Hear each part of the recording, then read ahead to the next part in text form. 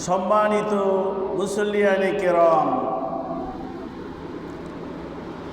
আজ আমি আপনাদের সামনে ইসলামের 5টি স্তম্ভের একটি স্তম্ভের নাম হচ্ছে হজ। এই হজ বিষয়ে আপনাদের সামনে কথা বলবো ইনশাআল্লাহ। হজ শব্দটি আরবি শব্দ, এটি কাসদুন শব্দ থেকে নির্গত হয়েছে, যার অর্থ হচ্ছে ইচ্ছা সহকারে গমন করা, সংকল্প করা, পরিপূর্ণ লক্ষ্য নিয়ে যাত্রা করা। ইসলামী শরীয়তের পরিভাষায় হজ বলতে বোঝায় নির্দিষ্ট সময়ে কাবা শরীফ সহ নির্দিষ্ট কিছু স্থানে নির্দিষ্ট পদ্ধতিতে ইবাদতের নিয়তে গমন করাকে হজ বলে। বছরের যে কোনো সময় মানুষ সৌদি আরব, মক্কা, মদিনায় গমন করতে পারে, কিন্তু সেটি হজ হিসাবে গণ্য হবে না। হজের জন্য শর্ত হচ্ছে নির্দিষ্ট সময়, নির্দিষ্ট নিয়ম এবং নির্দিষ্ট কিছু স্থানে আল্লাহ তাআলার যে বিধান আছে এই বিধানগুলিকে পরিপূর্ণরূপে পালন করার নাম হচ্ছে কি? হজ।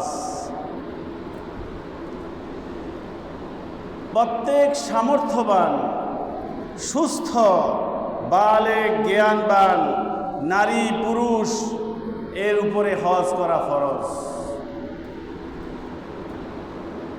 সামর্থ্যবান, বালেগ, সুস্থ নারী পুরুষের উপর হজ করা ফরজ। যদি কোনো নারী সম্পদের মালিক হয়ে থাকেন, নেশাব পরিমাণ সম্পদ যদি তার থাকে, হজের যেই শর্ত আছে শর্ত পূরণ করার মতো সম্পদ তার কাছে থাকে, তাহলে তার উপরও হজ ফরজ। হজ ফরজ হওয়ার শর্তের ভিতরে অন্যতম শর্ত হচ্ছে সামর্থ্য থাকা। সামর্থ্য বলতে বোঝায় নিজের এলাকা থেকে মক্কা মদিনা পর্যন্ত সফর করতে যাওয়া এবং আসার খরচ তার কাছে থাকা।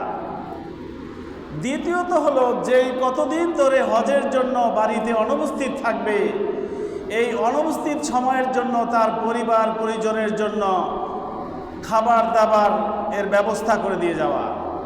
তৃতীয়ত হচ্ছে যাদেরকে রেখে যাবে তাদেরকে প্রয়োজনীয় নিরাপদ জায়গায় রেখে যাওয়া। এই 3টা শর্ত পূরণ হয়ে গেলেই নারী হোক আর পুরুষ হোক তার উপরে হজ ফরজ হয়ে যায়।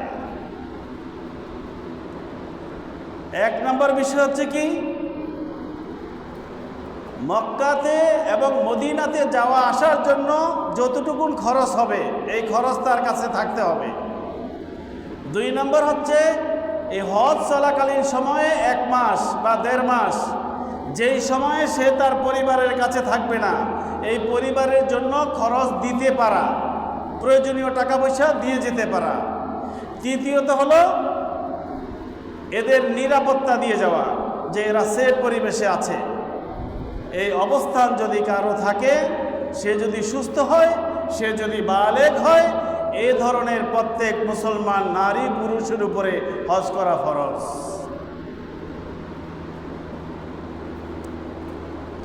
নারীদের জন্য বাড়তি শর্ত হচ্ছে নারীদের সাথে কোনো মুহরিম পুরুষ যেতে হবে। কোনো নারী যদি হজে যেতে হয়, তার যদি হজের শর্ত পূরণ হয়, প্রয়োজনীয় টাকা পয়সা থাকে, তার আরেকটা গুরুত্বপূর্ণ শর্ত হচ্ছে তার সাথে যাওয়ার মতো কোনো সামর্থ্যবান জ্ঞানী মুহরিম পুরুষ হইতে হবে। মুহরিম মানে হচ্ছে যেই পুরুষের সাথে তার আজীবন বিবাহ বসা হারাম, এমন কোনো পুরুষের সাথে সে হজে গমন করতে পারবে। যদি মুহরিম না থাকে, এই নারীর জন্য হজে গমন করার অনুমতি নেই। ইসলামী শরীয়তের গুরুত্বপূর্ণ একটি ইবাদত হচ্ছে হজ। এই হজের মতো ইবাদত যদি মুহররম ছাড়া যাইতে ইসলাম অনুমোদন না করে থাকে নিরাপত্তার কারণে, তাহলে যেই নারী তার স্বামীর অনুমতি ছাড়া, যেই নারী তার সাথে কোনো মুহররম ছাড়া ঘর থেকে বের হয়ে মার্কেটে চলে যায়, দোকানে চলে যায়, শপিং করতে চলে যায়, বাবার বাড়ি চলে যায়, আত্মীয় স্বজনের বাড়ি চলে যায়, সেটা কোনো মতে কি জায়েজ হতে পারে? কোনো মতেই তার জন্য জায়েজ নয়। যেহেতু হজের মতো একটা ইবাদতের ক্ষেত্রেও মুহররম ছাড়া তাকে যেতে অনুমতি দেওয়া হয় নাই, সুতরাং কোনো নারীর জন্য মুহররম ছাড়া নির্দিষ্ট দূরত্বের বাইরে তাকে বের হতে হলে অবশ্যই তার সাথে কি লাগবে? কোনো মুহররম পুরুষ যেতে হবে, অথবা তার নিরাপত্তা দেওয়ার মতো কেউ সাথে থাকতে হবে, স্বামীর অনুমতি থাকতে হবে। হজের ক্ষেত্রে মুহররম পুরুষ লাগবে তার। এই মুহররম পুরুষের মধ্যে তার বাবা, তার মুহররম, সারা জীবন তার সাথে বিবাহ বসা হারাম। তার শ্বশুর, মেয়ের আপন জামাই, নিজের আপন সন্তান, এই রকম যে 14 জন আছে যাদের সাথে বিবাহ বসা তার হারাম, এদের সাথে তিনি যেতে পারবেন। এর বাইরে অন্য কারোর সাথে, কোনো পুরুষের সাথে তিনি হজে যেতে পারবেন না। হ্যাঁ, তার যদি পরিবার পরিজনের লোক অন্যরা থাকে তাহলে সাথে যেতে পারবেন। আমরা বিষয়গুলো খেয়াল করব ইনশাআল্লাহ। আল্লাহ রাব্বুল আলামিন সূরা আল ইমরানের 97 নম্বর আয়াতে এই হজের গুরুত্ব বলতে গিয়ে আল্লাহ তাআলা ইরশাদ করছেন, আল্লাহ রাব্বুল আলামিন বলছেন, ওয়ালিল্লাহি আলান নাসি হিজ্জুল বাইতি মান ইসতাতা ইলাইহি সাবিলা। আল্লাহ তাআলা বলছেন, যাদের সামর্থ্য আছে, যেই সমস্ত নারী পুরুষদের সামর্থ্য আছে, সামর্থ্যবান নারী পুরুষ যারা আছে তাদের উপরে আল্লাহ তাআলার কাবাঘর পর্যন্ত যাওয়া, হজে যাওয়া তাদের জন্য ফরজ। যাদের সামর্থ্য আছে, আল্লাহ তাআলা মানুষের উপরে আল্লাহর জন্য কাবাঘরে হজ করা ফরজ করেছেন। আল্লাহ তাআলা প্রথমে মানুষদের কথাই বলেছেন, মানুষদের উপরে আল্লাহ তাআলার ঘর, কাবা ঘর জিয়ারত করা, কাবা ঘরে যাওয়া, এই হজ করা কি আল্লাহ তাআলা কি করেছেন? ফরজ করে দিয়েছেন। প্রথমে আমভাবে সব মানুষের কথা বলেছেন, যে সব মানুষের উপরে কি আল্লাহ তাআলা কি করেছেন? এই আয়াতের শুরুর দিকে কি বললেন? আল্লাহ তাআলা মানুষদের উপরে কাবা ঘর জিয়ারত করা, আল্লাহর ঘর প্রদক্ষিণ করতে যাওয়া ফরজ করেছেন। এরপরে আল্লাহ তাআলা আলাদা করে দিলেন, হ্যাঁ, সবার উপরে নয়, যাদেরকে আমি সামর্থ্য দিয়েছি, যারা সামর্থ্যবান তাদের উপরে হজ করাটা ফরজ। আমার বন্ধুগণ, কোন নারী যদি তার স্বামীর পক্ষ থেকে যেই মোহরানা পেয়ে থাকে, এই মোহরানার টাকা যদি তার কাছে জমা থাকে, কারণ মোহরানার টাকা তো দিয়ে দেওয়া নারীকে ফরজ, প্রত্যেক স্বামীর জন্য ফরজ তার স্ত্রীকে মোহরানা দিয়ে দেওয়া। তার বাবার থেকে যদি কোনো সম্পদ পেয়ে থাকে, তার চাকরিজনিত কারণেও যদি কোনো সম্পদ তার কাছে জমা থাকে, ওই নারীর জন্য মোহরেম ব্যবস্থা করে বা মোহরমের ব্যবস্থা থাকলে, তার হজে গমন করার মতো প্রয়োজনীয় ব্যবস্থাপনা থাকলে ওই নারীকে হজে যাওয়া ফরজ। তেমনিভাবে প্রত্যেক পুরুষ যারা আছে তাদের যদি ওই পরিমাণ সম্পদ থাকে, ওই পরিমাণ টাকা পয়সা থাকে, সৌদি আরব যাওয়ার মতো, আল্লাহর ঘর কাবা প্রদক্ষিণ করার মতো যদি টাকা পয়সা থাকে, আল্লাহর ঘর কাবা যাওয়া তার জন্য ফরজ। ব্যাংক ব্যালেন্স টাকা আছে, নিজের বাড়ি আছে, জমি আছে, তারপরও সে বলছে আমার উপরে তো হজ ফরজ না, কারণ আমার কাছে তো নগদ টাকা নাই। এখানে নগদ টাকার কথা বলা হয় নাই, যার কাছে এই সামর্থ্য আছে আল্লাহর ঘরে যেতে পারবে আর আসতে পারবে, তার উপরে হজ ফরজ করা হয়েছে।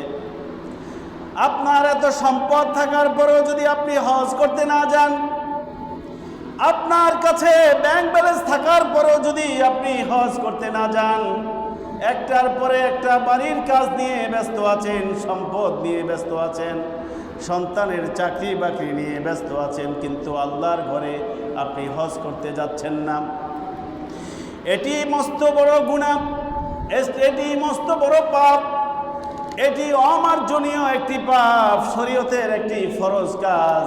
ইসলামের 5টি স্তম্ভের একটি হচ্ছে হজ।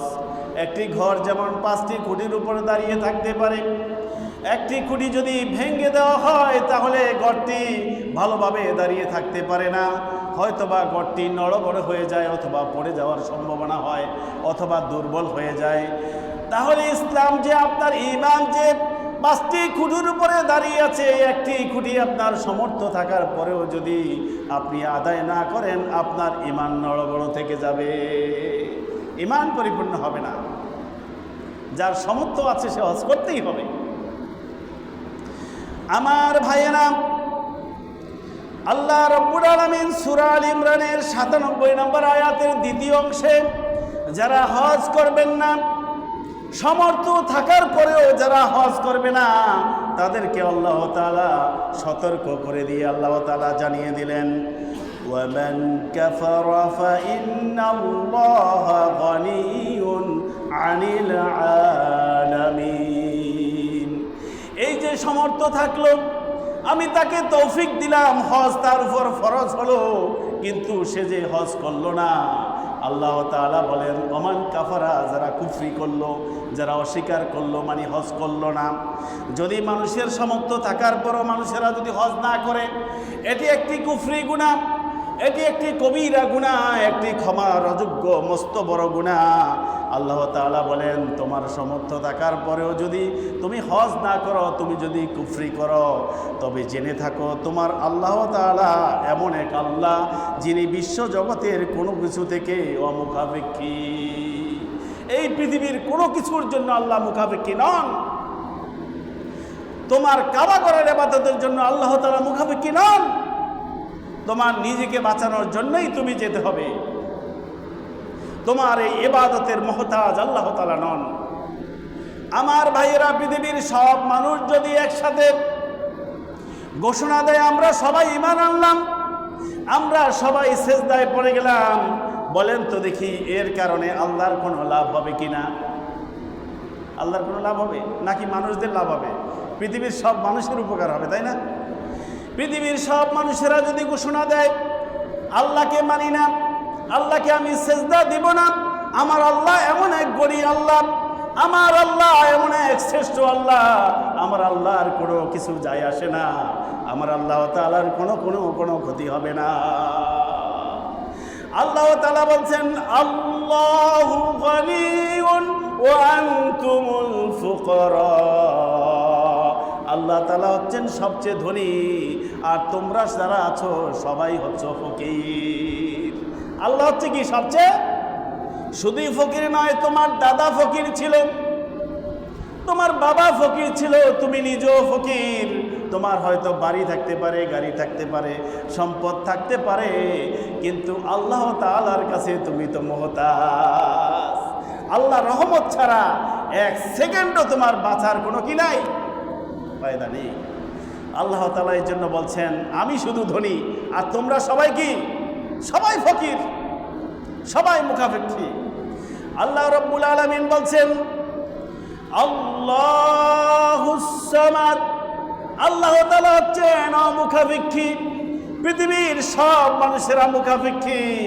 ওই যে আমরা সূরা ইখলাসের মধ্যে সব সময় পড়ে থাকি, সবাই আমার সাথে পড়ুন, কুল হুয়াল্লাহু আহাদ আল্লাহুস সামাদ লাম ইয়ালিদ ওয়া লাম ইউলাদ ওয়া লাম ইয়াকুল লাহু কুফুয়ান আহাদ। আল্লাহ রাব্বুল আলামিন বলছেন আল্লাহ হচ্ছেন এক, আল্লাহ হচ্ছেন অমুখাপেক্ষী, পৃথিবীর কোনো মানুষের ইবাদতের মুহতাজ আল্লাহ নন। পৃথিবীর কোনো মানুষের সম্পদের মুহতাজ আল্লাহ নন। আল্লাহ তাআলা যেই বিধান দিয়েছে পৃথিবীর সব মানুষ মানতে বাধ্য। মানুষেরা যদি মানে মানুষেরই কল্যাণ হবে। আমার বন্ধুগণ, সামর্থ্য থাকার পরেও যদি হজ কেউ না করে তাহলে এটা তার কুফরি একটা গুনাহ হবে। এই কুফরি গুনাহ নিয়ে যদি হজ না করে সে দুনিয়া থেকে বিদায় নেয় তাহলে সে কুফরি অবস্থায় আল্লাহ তাআলার কাছে পৌঁছে যাবে।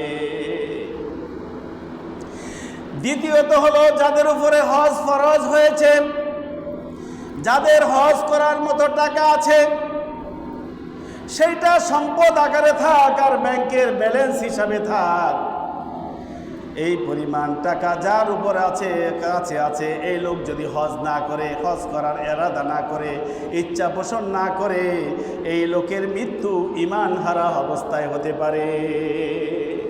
এই লোকের মৃত্যু বেঈমান অবস্থায় হয়ে যেতে পারে। এটি এমন একটি গুনাহ, এই গুনাহকে কাবীরাতুজ জুনুব, মস্ত বড় মহা গুনাহ বলা হয়।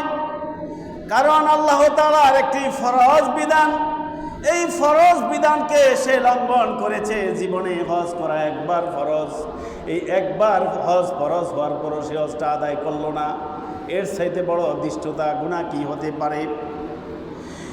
এই হজ যার উপর ফরজ হলো, হজ ফরজ হওয়ার পরও যে হজ করলো না, গরিমসি করে, এই লোকের মৃত্যু ধর্ম ত্যাগ অবস্থায় মৃত্যু হতে পারে, ঈমান হারা অবস্থায় মৃত্যু হতে পারে, কুফরি অবস্থায় মৃত্যু হতে পারে, এমনকি সে ধর্ম ত্যাগ অবস্থায়ও মৃত্যু হয়ে যেতে পারে।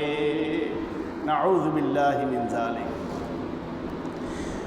এমনকি সে ইহুদি হয়ে বা খ্রিস্টান হয়েও মৃত্যুবরণ করতে পারে। যার উপরে হজ ফরজ হলো, সামর্থ্য আছে, অথচ হজ করে না, এমন লোকের মৃত্যু যদি হয়, এই মৃত্যুটা ইহুদি অথবা খ্রিস্টান অবস্থায়ও হতে পারে। করেন নাই, পরে করব, একটু বয়স হোক তারপরে করব, ছেলেটাকে বিয়ে করিয়ে তারপরে করব, মেয়েটাকে বিয়ে দিয়ে করব, অথবা আমার একটা প্ল্যান আছে, প্ল্যান শেষ করে করব। ঘটনাক্রমে কয়েক বছর পরে আপনার কাছে এই টাকা নেই, তাহলে যেই সময় আপনার উপর টাকা ছিল, হজ ফরজ ছিল, ওই যে আপনি হজ আদায় করেন নাই, এই জন্য ফরজ লঙ্ঘনের গুনাহ হয়ে গেছে। জীবনে যদি আর কখনো সামর্থ্য না হয়, আপনি এই গুনাহ অবস্থায় কবরে যাওয়া লাগবে। এই জন্য হজ হলো, যখনই হজ ফরজ হয় সাথে সাথে করে ফেলা উত্তম। যখনই সামর্থ্য হবে সাথে সাথে করে ফেলা কি উত্তম। যদি সাথে সাথে করা না যায় তাহলে পরবর্তীতেও করতে পারবে, কিন্তু আল্লাহ যদি তাকে হায়াত দেয়, যদি সে সুস্থ থাকে, যদি তার সম্পদ থাকে, তাহলে হজ সে করে ফেলতে হবে। এই জন্য আমাদের যাদের উপর হজ ফরজ হয়েছে, আমরা ইনশাআল্লাহ নিয়তকে ফাঁকা করে ফেলব, আমরা হজ করব ইনশাআল্লাহ। আল্লাহ তাআলা আমাদেরকে তৌফিক দান করুন। আমাদেরকে আল্লাহর কাবা ঘরে না নিয়ে যেন আমাদের মৃত্যু না হয়, আল্লাহর কাছে আমরা দোয়া করি। আমরা যেন কাবাঘর দেখে আল্লাহ রাসূলের রওজার পাশে গিয়ে সালাম দিয়ে তারপরে দুনিয়া থেকে বিদায় হতে পারি। আমরা সবাই চেষ্টা করব ইনশাআল্লাহ। নারী এবং পুরুষ যারই সামর্থ্য আছে সবাই হজ করতে হবে। এখন কোনো মানুষ যদি এমন অবস্থায় পৌঁছে যায়, সে বয়স হয়ে গেছে, এখন আর সে যাওয়ার মতো সামর্থ্য নাই, টাকা আছে, সে অন্য একজনকে টাকা পয়সা দিয়ে বদলি হজের ব্যবস্থা করতে হবে। আপনি দেখেন, অন্য একটা ইবাদতের কথা বলেন তো, নামাজ পড়েন নাই, আরেকজনকে আপনি দিয়ে বদলি নামাজ পড়াবেন, সুযোগ আছে? সুবহানাল্লাহ। আল্লাহ তাআলা এই হজের ব্যাপারে বদলি হজের ব্যবস্থা করে দিছে, যে আমার বান্দা কোনো কারণে ভুলে যেতে পারে, ছুটে যেতে পারে, বান্দার অসুস্থতা থাকতে পারে, অন্য একজনের মাধ্যমেও যদি হজটা অন্তত আদায় করে ফেলে, আমার বান্দা এই গুনাহ থেকে মুক্ত হয়ে যাবে। সুবহানাল্লাহ। মহান আল্লাহ তাআলা কত দয়াবান। এই জন্য আমরা ইনশাআল্লাহ এত বড় ইবাদত থেকে বঞ্চিত হওয়ার চেষ্টা করব না। ইনশাআল্লাহ আল্লাহ তাআলা যদি কবুল করে, আমি সহ আমরা সবাই আল্লাহর ঘরে যেতে চাই। সবার নিয়ত আছে না? নিয়তকে ফাঁকা করে ফেলি। আমি সহ, আমি বাদ পড়ি না। আমি বলি বলে কি বাদ পড়বো? বরং আমি বেশি, যেহেতু আমি বলি এর জন্য আমিও নিয়তকে পাকা করেছি। আপনারাও নিয়তকে পাকা করে নেন। আল্লাহ যদি হায়াতে বাঁচিয়ে রাখেন, যদি সামর্থ্য থাকে, আমরা যাতে আগামী সেশনে হজে যেতে পারি ইনশাআল্লাহ।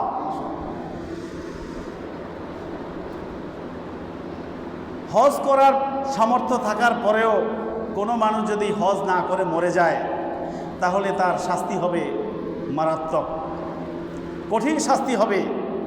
এই বিষয়ে আল্লাহ রাসূল সাল্লাল্লাহু আলাইহি ওয়াসাল্লামের একখানা বিখ্যাত হাদিস আপনাদের সামনে পেশ করছি।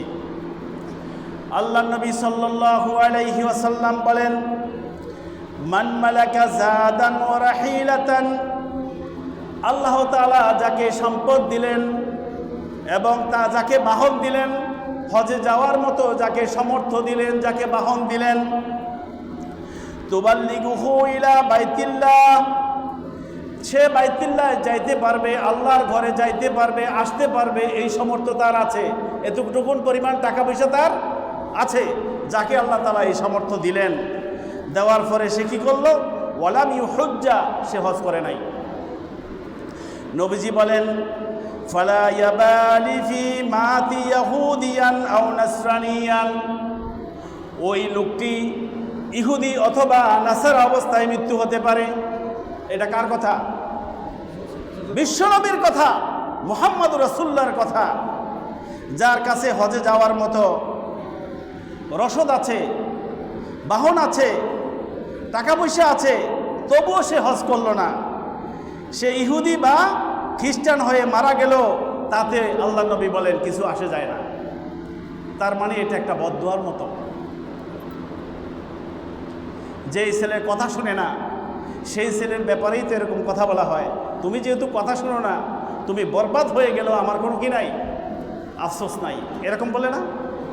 আল্লাহ রাসূল গুসা হয়ে কথা বলেছেন। যার কাছে হজ করার সামর্থ্য থাকলো কিন্তু সে হজ করলো না, নবীজি বলেন সে ইহুদি হয়ে মরুক বা খ্রিস্টান হয়ে মরুক, আমাদের কিছু আসে যায় না।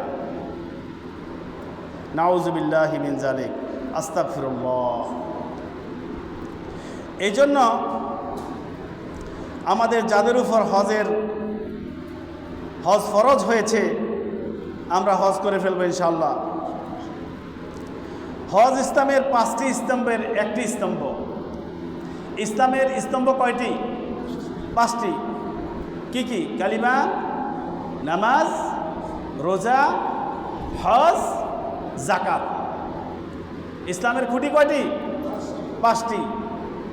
যাদের সামর্থ্য নাই তাদের জন্য 2টা মাফ করা হয়েছে, একটা যাকাত আর একটা হচ্ছে কি হজ।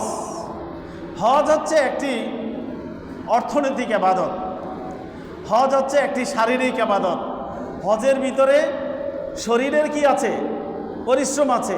হজের ভিতরে আর্থিক পরিশ্রমও আছে, টাকা খরচ করতে হয়, শরীর দিয়ে পরিশ্রম করতে হয়। এই 2টা কারণে হজের গুরুত্ব খুব বেশি। এই জন্য এই ইসলামের 5ম স্তম্ভের একটি স্তম্ভ হচ্ছে হজ। আল্লাহ নবী সাল্লাল্লাহু আলাইহি ওয়াসাল্লাম বলেন, বুনিয়াল ইসলামু আলা খামসিন, ইসলামের খুঁটি হচ্ছে 5টা। ইসলামের খুঁটি কয়টা? 5টা। তার মধ্যে একটি হচ্ছে ওয়াল হাজ্জি বাইতি, তার মধ্যে একটি হচ্ছে আল্লাহর ঘরকে তাওয়াফ করা, বাইতুল্লাহ ঘরে তাওয়াফ করা হচ্ছে একটি। 5টার একটি হচ্ছে কি? হজ করা। এই হজ করা হচ্ছে যাদের সামর্থ্য আছে তাদের উপর ফরজ। এই হজটাকে সঠিকভাবে যদি কোনো মানুষ হজ আদায় করতে পারে, সঠিকভাবে হজ আদায় করতে বলে কি বোঝানো হয়? সঠিকভাবে হজ আদায় করতে বোঝানো হয়, 1 নম্বরে হচ্ছে তার টাকা পয়সাটা হালাল হওয়া। 2 নম্বর হচ্ছে সে যে হজ করতে যাবে, এই হজের প্রয়োজনীয় যে কাজকর্মগুলি থাকবে, এই কাজকর্মগুলো ফরজ, ওয়াজিব, সুন্নত, যেই বিধানগুলি থাকবে এগুলি যথাযথভাবে পালন করা। এই 2টা বিষয় যদি তার ঠিক থাকে, 3 নম্বর বিষয় হচ্ছে তার নিয়তকে পাকা করা, যে আমি হজটা করতেছি শুধু আল্লাহর জন্য। হজ কার জন্য? শুধু আল্লাহকে খুশি করার জন্য হজ করছি, দুনিয়ার কোনো মানুষকে দেখানোর জন্য নয়, দুনিয়ার কোনো মানুষকে খুশি করার জন্য নয়, দুনিয়ার মানুষ আমাকে হাজি বলুক তার জন্য নয়, দুনিয়ার মানুষ আমাকে বাহবা দেখ তার জন্য নয়, আমি মহান মনিবকে খুশি করার জন্য হজ করছি। এমন যদি হজ কেউ করতে পারে এটাকে মাবরুর হজ বলা হয়। এই মাবরুর হজ যদি কাহারও কপালে নসিব হয়, আল্লাহ নবী সাল্লাল্লাহু আলাইহি ওয়াসাল্লাম বলেন, কোনো একটা শিশু সন্তান যখন দুনিয়াতে আসে তখন সে নিষ্পাপ থাকে, তার কোনো পাপ থাকে না। কোনো একজন মানুষ যদি এই নিয়ম করে হজ আদায় করতে পারে তাহলে ওই লোকটাকে আল্লাহ তাআলা ওই মাসুম শিশুর মতো বেগুনাহ ঘোষণা করে দেন, তার জীবনের সমস্ত গুনাহ মাফ করে দিয়ে তাকে মাসুম শিশুর মতো করে দেন। সুবহানাল্লাহ। তার আর কোনো গুনাহ আমলনামায় থাকে না। গুনাহ শুধু থেকে যায় কোনটা? সেটা হচ্ছে পরের হক। আল্লাহর যত হক নষ্ট করে সে হজ করার কারণে, তওবা করার কারণে আল্লাহ তাআলা সব গুনাহ মাফ করে দেন। বন্দার যে হক থেকে যায় এই হক কিন্তু মাফ হবে না। বন্দার ঋণ থাকলে ঋণ পরিশোধ করতে হবে, বোনের হক থাকলে বোনের হক পরিশোধ করে দিতে হবে, মা বাবার হক থাকলে মা বাবার হক পরিশোধ করে দিতে হবে, কলিগের হক থাকলে কলিগের হক পরিশোধ করে দিতে হবে। সরকার যদি কোনো টাকা পাওনা হয় ব্যাংকের মাধ্যমে হোক অথবা কোনো মাধ্যমে হোক সেই টাকাও পরিশোধ করতে হবে। কারণ আপনি যে হজে যাবেন, হজে যাওয়ার পরে আপনি আর ফেরত নাও আসতে পারেন। যারা প্রকৃত অর্থে হজ করে তারা এই নিয়ত করে যায়, আল্লাহ আমার মৃত্যুটা যেন কাবা করে হয়। সুবহানাল্লাহ। আল্লাহ আমি যেন আল্লাহ রাসূলের শহরের মধ্যে শুয়ে থাকতে পারি। হজ অবস্থায় যদি মৃত্যু হয় তার কাফিন কোথায় হয়? সুবহানাল্লাহ, সুবহানাল্লাহ। মসজিদে বাকি হজ যাদের উপর ফরজ হয়, হজ করতে গেলে তারা মৃত্যুবরণ করলে আল্লাহ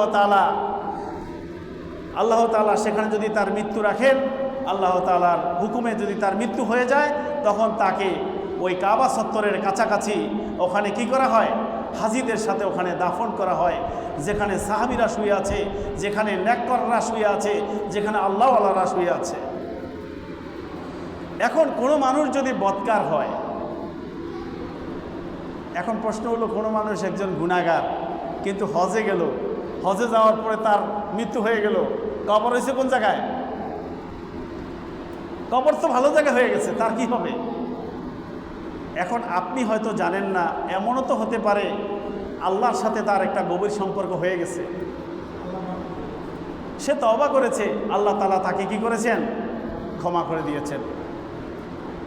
এই জন্য হয়তো বা আল্লাহ তাআলা তাকে কি দিয়েছেন? এই তৌফিকটা দিয়েছেন। এই জন্য আল্লাহর কাছে দোয়া করতে হবে, আল্লাহ আপনি আমাকে কি কাবা ঘরে যাওয়ার তৌফিক দেন, আপনি আমাকে আল্লাহ রাসূলের রওজা জিয়ারত করার তৌফিক দেন। আল্লাহ তাআলা আমার মৃত্যু আপনি কি করেন? মদিনাতে দান করেন। আল্লাহ রাসূল যেখানে শুয়ে আছে ওখানে আমার মৃত্যু দান করেন। আল্লাহর কাছে দোয়া করবেন। এটা যদি হয় অনেক বড় ভাগ্যের ব্যাপার, অনেক বড় খুশির ব্যাপার। আল্লাহ যদি কারো কবুল করেন, তাহলে হজ যদি কেউ করে, উমরা যদি কেউ করে, আর এটা যদি আল্লাহর কাছে কবুল হয় তার প্রতিদান কি শুনেন। আল্লাহ রাসূল সাল্লাল্লাহু আলাইহি ওয়াসাল্লাম বলেন, আল উমরাতু ইলাল উমরাতি, আল উমরাতু ইলাল উমরাতি, এক উমরা থেকে আরেক উমরা পর্যন্ত। তার মানে উমরা একাধিক করা যাবে। একটা উমরা করলো, করার পরে আরেকটা উমরা সে আবার সমর্থ থাকলে করলো। নবীজি বলেন এক উমরা থেকে আরেক উমরা পর্যন্ত যদি কোনো মানুষ উমরা করে থাকে, কাফফারাতুন লিমা বাইনাহুমা, মধ্যখানে যত গুনাহ হয়েছে আল্লাহ তাআলা তার গুনাহকে মাফ করে দিবেন। এক উমরা থেকে আরেক উমরা হচ্ছে তার গুনার কাফারা স্বরূপ। পরের ঋণ যদি না থাকে আর যদি সে খাঁটিভাবে তওবা করে, এক উমরা থেকে আরেক উমরা পর্যন্ত তার দ্বারা যে ভুল ত্রুটি হয়ে গেছে আল্লাহ তাআলা তা এই উমরার কারণে কাফারা হিসাবে তাকে মাফ করে দিবেন। সুবহানাল্লাহ। এরপরে নবীজি বলেন, ওয়াল হাজ্জু মাবরুরুন, কবুল হজ, যেই হজটি আল্লাহ তাআলা গ্রহণ করে নিয়েছেন এই হজ্জের বিনিময় হচ্ছে লাইসা লাহুল জাযা ইল্লাল জান্নাহ। কাহারও যদি হজ কবুল হয়ে যায়, এমন সামর্থ্যবান লোক যদি হজ করতে পারে আর হজের যদি যথাযথ বিধান পালন করতে পারে, আল্লাহ তাআলাকে যদি খুশি করে হজ করতে পারে, আল্লাহর নবী বলেন এই হজের বিনিময়ে আল্লাহ রব্বুল আলামিন তাকে যে পুরস্কার দিবেন, সেই পুরস্কারটা হচ্ছে আল্লাহ তাআলা তাকে জান্নাত দান করবে। সুবহানাল্লাহ। আল্লাহ রাসূল বলেন কি, ওয়াল হজ্জু মাবরুরুন লাইসা লাহুল জাযা ইল্লাল জান্নাহ। ওয়াল হজ্জু মাবরুরুন, কবুল হজ্জের লাইসা লাহুল জাযা, আল্লাহর কাছে বিনিময় হচ্ছে ইল্লাল জান্নাহ, শুধুমাত্র বেহেশত। সুবহানাল্লাহ। কবুল হজ্জের বিনিময় কি দিয়ে দিবেন? বেহেশত দিয়ে দিবেন, তাকে জান্নাত নসিব করবেন আল্লাহ তাআলা, যদি সে সঠিকভাবে কি করতে পারে, হজ করতে পারে। আমরা তাহলে রাসূলের এই হাদিস মোতাবেক আল্লাহ তাআলা যাদেরকে হজের সামর্থ্য দিয়েছেন, হজ যাদের উপর ফরজ হয়েছে, আমরা হজের নিয়ত করব ইনশাআল্লাহ। এরপরে যদি হজ আমরা করতে পারি, হজ্জে মাবরুর যদি আমাদের নসিব হয়, তাহলে নবী সাল্লাল্লাহু আলাইহি ওয়াসাল্লামের এই বিখ্যাত হাদিস অনুযায়ী আল্লাহ তাআলা আমাদের জীবনের সমস্ত গুনাহ মাফ করে দিবেন, এর বিনিময়ে আল্লাহ তাআলা জান্নাত নসিব করে দিবেন। ওয়াল হজ্জু মাবরুরুন লাইসা লাহুল জাযা ইল্লাল জান্নাহ। কবুল হজ্জের বিনিময় হচ্ছে কি? শুধুমাত্র জান্নাত। আল্লাহ তাআলা তাকে জান্নাতে সমাসীন করবে। সুবহানাল্লাহ। এই জন্য যারা হজ করতে পেরেছেন তারা ভাগ্যবান। আল্লাহ তাআলা তাদের হজকে কবুল করুন। আর যারা হজ করতে পারেননি তারা এখন থেকে নিয়তকে কি করুন? পাকা করে ফেলুন। যাদের সামর্থ্য নাই তারাও নিয়ত করুন। হজের আকাঙ্ক্ষা আপনার মধ্যে থাকা দরকার, হজের তামান্না, হজের ইচ্ছা আপনার মধ্যে থাকা দরকার। এটাই হচ্ছে ইমানের দাবি। হতে পারে আপনার আকাঙ্ক্ষার কারণে, হতে পারে আপনার তামান্নার কারণে, হতে পারে আপনার আল্লাহর প্রতি মহব্বতের কারণে আল্লাহ তাআলা আপনাকে তৌফিক দিয়ে দিবেন। সুবহানাল্লাহ।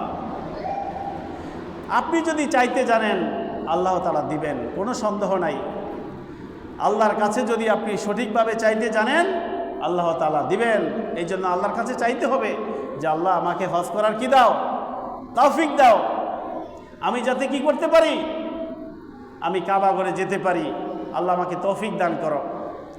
আল্লাহর কাছে দোয়া করতে হবে, মন থেকে দোয়া করতে হবে, নিয়তকে পাকা করে নিতে হবে যে আমি শুধু আল্লাহর জন্য হজ করব।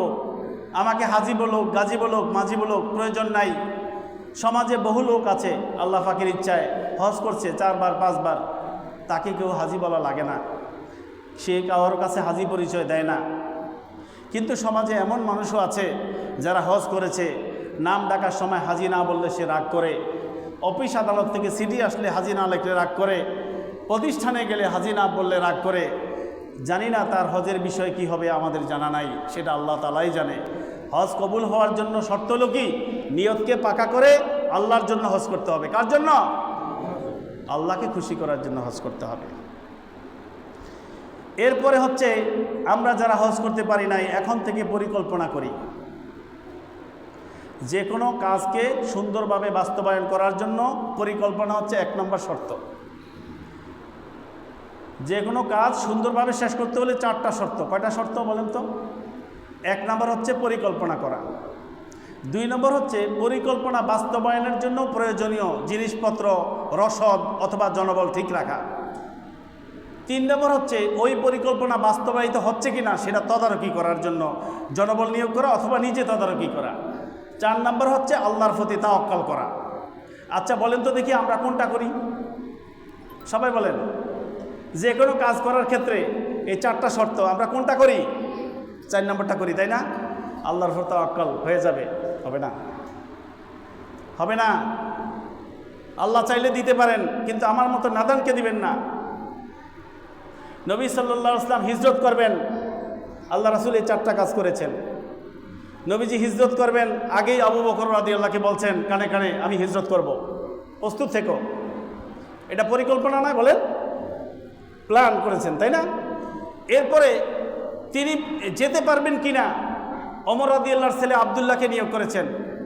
আব্দুল্লাহ খোঁজখবর রাখো, কাফেরদের মতিগতি কি, কোথায় কি আলোচনা করে, তুমি এই খবরগুলি এনে আমাকে দিবা। তখন আব্দুল্লাহ রাদিয়াল্লাহু ছোট ছিলেন, শিশু বয়সে আব্দুল্লাহ রাদিয়াল্লাহ ছিলেন, এই জন্য যে কোনো জায়গায় গেলে কাফেররা কি করতো না, মাইন্ড করতো না। তাহলে নবীজি কি করলেন? প্রথম পরিকল্পনা করলেন, দ্বিতীয়ত জনবল নিয়োগ করলেন যে আমার যাওয়ার মতো রাস্তা কি আছে না, ক্লিয়ার আছে কিনা। তৃতীয়ত নবীজি তারপরে যখন আবু বকর রাদিয়াল্লাহকে নিয়ে যখন গুহার মধ্যে আশ্রয় নিলেন, সাথে সাথে নবীজি তো বেরিয়ে যেতে পারতেন, বের হন নাই। নবীজি আব্দুল্লাহ রাদিয়াল্লাহকে দিয়ে খোঁজখবর নিলেন রাস্তা ঠিক আছে কিনা, তিনি অবজারভেশন করছেন, তদারকি করছেন যাওয়ার মতো পরিবেশ হয়েছে কিনা। যখন কি হলো, সিগন্যাল ওকে যাওয়া যাবে, তারপরে নবীজি আবু বকর রাদিয়াল্লাহকে নিয়ে বেরিয়ে পড়েছেন। যখন তারপরে এবার বললেন যে আল্লাহ, আমি আমার প্রয়োজনীয় কাজ শেষ করেছি, আপনার উপর তাওয়াক্কাল করছি, আল্লাহ আমাকে নিরাপদে পৌঁছিয়ে দেন। বলেন সুবহানাল্লাহ। আচ্ছা বলেন তো দেখি, নবীজি ছিলেন বিশ্ব নবী, আল্লাহ রাসূল বিশ্ব নবী ছিলেন, রাহমাতাল লিল আলামিন ছিলেন, তিনি মক্কায় আল আমিন ছিলেন। আচ্ছা তিনি হিজরত করতে এত কিছু করতে হবে কেন? তিনি বলতেন যে আমি আল্লাহর পক্ষ থেকে প্রেরিত রাসূল নবী, চলো আবু বকর, বুক ফুলিয়ে সবার সামনে দিয়ে আমি বেরিয়ে চলে যাব, দেখি কে আমাকে ঠেকায়, আল্লাহ তো হচ্ছে আমার বন্ধু। এইভাবে যেতে পারতেন না? কথা বলেন না কেন?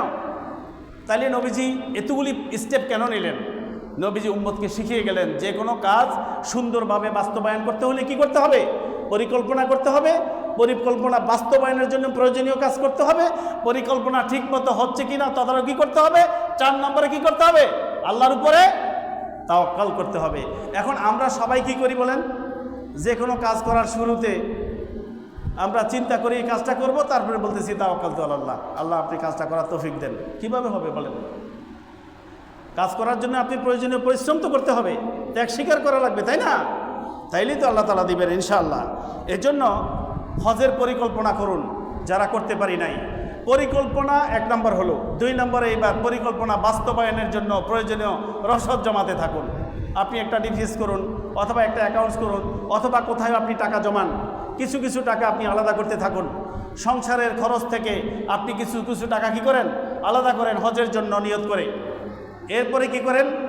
এবার আপনি হজ করার জন্য প্রয়োজনীয় আস্তে আস্তে কাগজপত্র, পাসপোর্ট ইত্যাদি এগুলি আস্তে আস্তে রেডি করেন।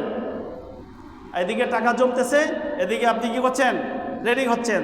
তারপরে হচ্ছে হজ করার জন্য আপনার কি কি জিনিস লাগবে, হজের নিয়ম কানুন আছে না, মাসলা মাসাইলগুলো আপনি শিখুন, দোয়াগুলো শিখুন, আমলগুলো শিখুন। হজের মধ্যে ফরজ কি আছে, ওয়াজিব কি আছে, সুন্নত কি আছে, এগুলি আপনি কি করেন? এর মধ্যে আপনি আস্তে আস্তে শিখতে থাকুন। তাহলে আপনার পরিকল্পনা হলো, আপনার প্রয়োজনীয় রসদ হলো, এরপরে তদারকি হলো, এরপরে আপনি আল্লাহর উপর তাওয়াক্কাল করুন। কারো যদি সম্পদ থাকে, আপনার কিছু সম্পদ আছে, কিছু সম্পদ আপনি খোয়া গেলে যাক, অসুবিধা নাই, আপনার উপর হজ তো ফরজ। আপনি কিছু সম্পদ বিক্রি করে ফেলুন, আপনার উপর হজ ফরজ, আপনি হজ করতে হবে। আপনি হজ না করে দুনিয়া থেকে যদি বিদায় নেন, আল্লাহ রাসূলের এই হাদিস অনুযায়ী আপনার মৃত্যু ইহুদি অথবা নাসার অবস্থা হতে পারে, নবীজি বলেছেন। নাউজুবিল্লাহি মিন যালিক। তাহলে সম্পদ রেখে গেলেন ছেলে সন্তানের জন্য, সম্পদ রেখে গেলেন স্ত্রী পুত্র পরিজনের জন্য, সম্পদ রেখে গেলেন আপনার ওয়ারিসদের জন্য, আর কবরে আপনি কি অবস্থায় বুঝলেন? এজন্য সব সম্পদ আপনার থাকতে হবে না। ইসলামী শরীয়তের বিধান হলো আপনার প্রয়োজনীয় ঋণ শোধ করার পরে, আপনার ইবাদতের জন্য যা প্রয়োজন সেগুলি শেষ করার পরে, হালালভাবে আপনার পরিবার পরিজনের চাহিদা মিটানোর পরে যদি কিছু সম্পদ থেকে যায়, এটার ওয়ারিশ হবে সন্তান, তাই না? তাহলে আমরা পরিকল্পনা করব ইনশাআল্লাহ। পরিকল্পনা করে হজ করার জন্য এখন থেকেই আমরা আমাদের সামনের দিকে স্টেপ নিয়ে আগাতে থাকবো ইনশাআল্লাহ। কারণ হজ একটি ফরজ ইবাদত, এটি ছেড়ে দেওয়ার কোনো সুযোগ নাই। নামাজ যেমন ফরজ, দৈনিক 5 ওয়াক্ত নামাজ পড়া ফরজ আপনি পড়ছেন, আর জীবনে একবার হজ করা আপনার উপর ফরজ। এরপরে যদি কারো তৌফিক থাকে নফল অনুযায়ী করতে পারবে, কিন্তু জীবনে একবার করা কি ফরজ। যার সৌদি আরবে যাওয়ার মতো আসার মতো টাকা আছে, মাসালা ক্লিয়ার? সৌদি আরবে যাওয়ার মতো আসার মতো টাকা আছে, ওই সময়টাতে তার পরিবারকে খরচ চালানোর মতো টাকা দিয়ে যেতে পারবেন, এবং তার রাস্তা নিরাপদ আছে, এখানে পরিবার নিরাপদ থাকবে। এই পরিস্থিতি থাকলে হজ করতে হবে, হজ করা ফরজ। যদি স্বর্ণ অলংকার থাকে, কিছু স্বর্ণ অলংকার বিক্রি করে ফেলুন, বিক্রি করে হজের ব্যবস্থা করুন। নারী হোক আর পুরুষ হোক মাসালা সমান, শুধু একটা জায়গা ব্যবধান, নারীর সাথে মোহরেম যেতে হবে। মোহরেম যদি থাকে তাহলে মুহররমের সাথে নারী যদি সামর্থ্যবান হয় তাকে হজ করতে যেতে হবে, তার জন্য ফরজ। আর পুরুষের জন্য তো মুহররম শর্ত না, পুরুষের জন্য তার উপর হজ ফরজ হওয়া শর্ত। এজন্য আমাদের যাদের উপর হজ ফরজ হয়ে গেছে আমরা হিসাব কিতাব করে দেখি। আমি শুরুতেই বলেছি অনেকের কাছে টাকা পয়সা আছে, ব্যাংকে ডিপিএস করা আছে, টিডিআর করা আছে, এফডিআর করা আছে, আবার অনেকের কি করা আছে, আপনার বিভিন্ন জায়গা থেকে বিভিন্ন জিনিস কিনা আছে, এগুলির উপরে লভ্যাংশ আসে। আবার অনেকের জায়গা জমি আছে, তারপরে বাড়ি আছে, ফ্ল্যাট আছে, কিন্তু উনি বলতেছে ওনার উপর হজ ফরজ হয় নাই। কীভাবে ফরজ হয় না আপনার উপরে? আপনাকে তো বাড়ি করা ফরজ করে না, আপনার উপরে করছে। আপনার ফরজ এতটুকুন, আপনার পরিবার পরিজনকে নিরাপদ জায়গায় রাখার জন্য যেটা দরকার এটা ফরজ। এরপরে আপনি ফ্ল্যাট একটা করবেন, দুইটা করবেন, তিনটা করবেন, সামর্থ্য অনুযায়ী করবেন, তাই না? কিন্তু ফরজ ইবাদত তো ছেড়ে দেওয়ার কি নাই, কোনো সুযোগ নাই। আমরা বিষয়টাকে খেয়াল করব ইনশাআল্লাহ। আমি সহকারে আমরা আমাদের নিয়তকে পাকা করে ফেলি। আল্লাহ যদি আমাদেরকে হায়াতে বাঁচিয়ে রাখে তাহলে 2026 সালে হজ করার জন্য প্রস্তুতি নিন এবং নিয়তকে ফাঁকা করে ফেলুন ইনশাআল্লাহ। সবাই বলি আল্লাহ তাআলা আমাদেরকে তৌফিক দান করুন। আমাদের যাদের সামর্থ্য নাই, আমরা যদি আল্লাহর কাছে কায় মনোবাক্যে আল্লাহর কাছে আমরা চাইতে পারি, আল্লাহর কাছে কান্নাকাটি করতে পারি, হয়তোবা আল্লাহ তাআলা আমাদেরকে হজে যাওয়ার তৌফিক দিয়ে দিবেন ইনশাআল্লাহ। এই সময়ে আমাদের একটি গুরুত্বপূর্ণ আমলের সময় এসেছে। যেহেতু এখন জিলহজ মাস সামনে, জিলহজ মাসের 1 তারিখ থেকে 9 তারিখ পর্যন্ত আমরা রোজা রাখবো সবাই।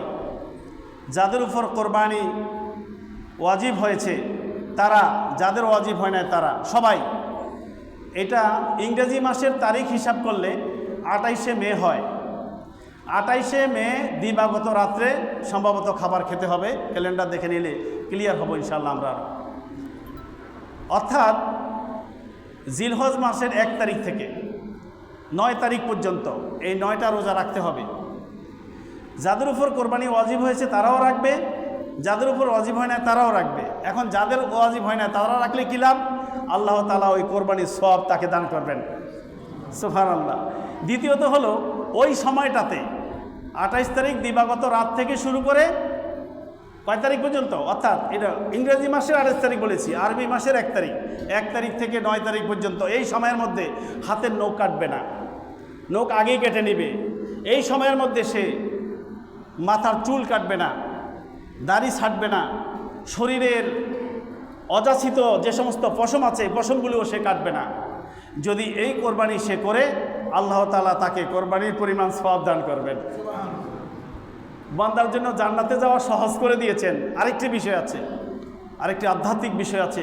হজ করতে যেতে পারি নাই, আল্লাহ তৌফিক দেন নাই, যারা হজ করতে গিয়েছেন তারা ওখানে আজকে পাগলের বেশে, তাদের জন্য এই সময় দেখেন এক কাপড়, তাই না, উপরে একটা কাপড় নিচে একটা কাপড়, সিলাই সারা কাপড়, কাপড় নিয়ে তারা ওখানে কি করছে, আল্লাহর সামনে যায় বলছে লাব্বায়েক আল্লাহুম্মা লাব্বায়েক, ও আল্লাহ আমি হাজির হয়ে গেছি আপনার এখানে। ওরা এই সময়ে ওরা ওই অবস্থায় আছে, ওরাও চুল কাটছে না, ওরাও নখ কাটছে না, ওরাও কি করছে না, ওরাও শরীরের অযাচিত পশম কাটছে না, ওরাও আল্লাহর জন্য পাগল বেশি অপেক্ষা করছে। আপনি তাদের সাথে কিছুটা কি হলেন, এখানে থেকে অনুভব করলেন, কিছুটা মিল হলো আপনার সাথে। আপনিও সুগন্ধি থেকে ওই কয়েকদিন কি থাকবেন, ওই কদিন সুগন্ধি ব্যবহার করবেন না, যেহেতু হাজিরও কি করে না করতে পারেন, তবে না করলে, অর্থাৎ ওখানের একটা আধ্যাত্মিক মিল আপনি অন্তরে ফিল করবেন যে আল্লাহ, যারা হজে গিয়েছে ওখানে তো তারা এই এলোমেলো চুল আর এই ঘর্মাক্ত পোশাক এই অবস্থা নিয়ে আপনার সামনে ওখানে হাজির আছে। আল্লাহ আপনি তাদের সাথে আমাদেরকে সামিল করুন, আমাদেরকে আপনি মাফ করে দেন, আমাদেরকেও সেখানে যাওয়ার তৌফিক দান করেন। এই যে আপনি ত্যাগ স্বীকার করলেন, এই ত্যাগের বিনিময়ে আল্লাহ তাআলা আপনাকে নেক দান করবেন এবং আপনি কোরবানির পরিমাণ সওয়াব পাবেন ইনশাআল্লাহ। এই জন্য আমরা সবাই আমলটা করব তো, আল্লাহ তৌফিক দিলে। আমরা এই 1 তারিখ থেকে, জিলহজ মাসের 1 তারিখ থেকে আমরা কি করে রাখবো, 9 তারিখ পর্যন্ত আমরা রোজাটা রাখবো ইনশাআল্লাহ। এই রোজাটা রাখলে অনেক বড় নেকের কাজ। খেয়ে দিয়ে তো জীবন চলে যাচ্ছে, আবার আগামী বছর হায়াত থাকলে আপনি এই রোজা রাখতে পারবেন না, রাখতে পারবেন না। জীবন থেকে শেষ হয়ে গেল।